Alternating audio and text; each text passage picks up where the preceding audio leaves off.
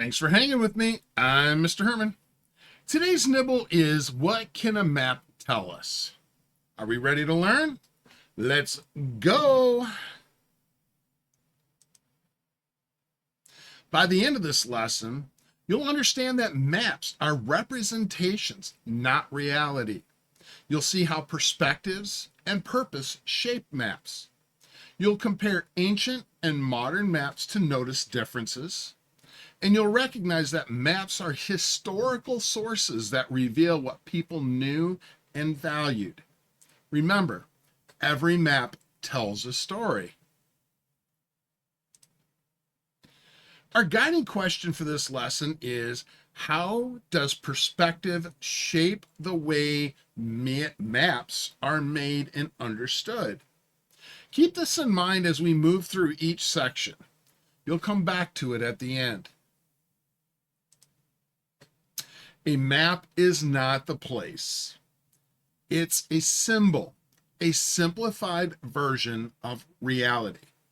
Cartographers choose what to feature to include, and that means every map leaves things out.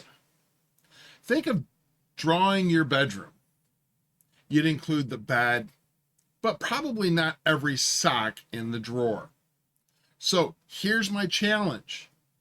If no map shows everything, how do we decide what belongs? Earth is 3D. Maps are two-dimensional. That means distortion is unavoidable. The Mercator projection is great for navigation. Sailors loved it, but it stretches land near the poles. That's why Greenland looks almost the same size as Africa when it's really much smaller. The Peters projection tries to fix this by showing accurate land area. Countries like Africa and South America appear closer to their true size, but it distorts shapes, making them look stretched. So you trade accuracy of area for accuracy of shape. The Robinson projection is a compromise. It balances size and shape, so nothing is perfect, but nothing is wildly distorted either. That's why you often see it in classrooms. So here's a question. Why might one projection be used more than another? Well, the answer depends on purpose. Side by side, you can see the differences. Mercator for navigation, Peters for size, Robinson for balance. Each serves a different purpose, and none shows the Earth exactly as it is. This reminds us, maps are tools, not truth. Now let's travel back in time. Ancient maps were based on limited knowledge. Map makers filled gaps with beliefs, cultural values, and imagination. They often placed their homeland at the center, showing their perspective. Imagine living in ancient Greece. What would your world map look like? Probably very different from ours today.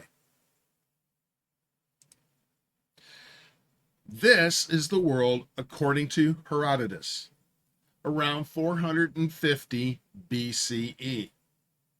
Notice what's included and what isn't. His map reflects what Greeks knew of the world and how they saw their place in it. Here's another. This one is from Hecataeus, about 520 BCE. It is similar to Herodotus, but not identical.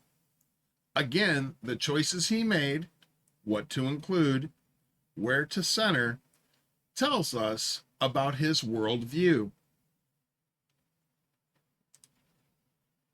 Think about how perspective shapes maps today.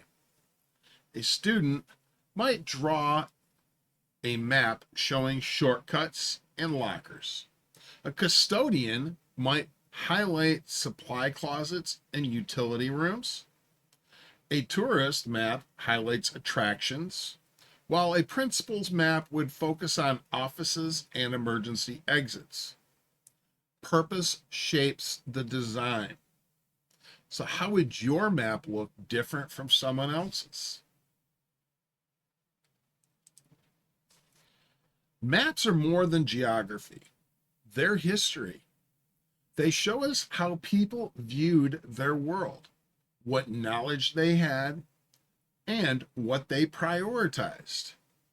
By comparing ancient maps to modern ones, we can see how understanding has grown.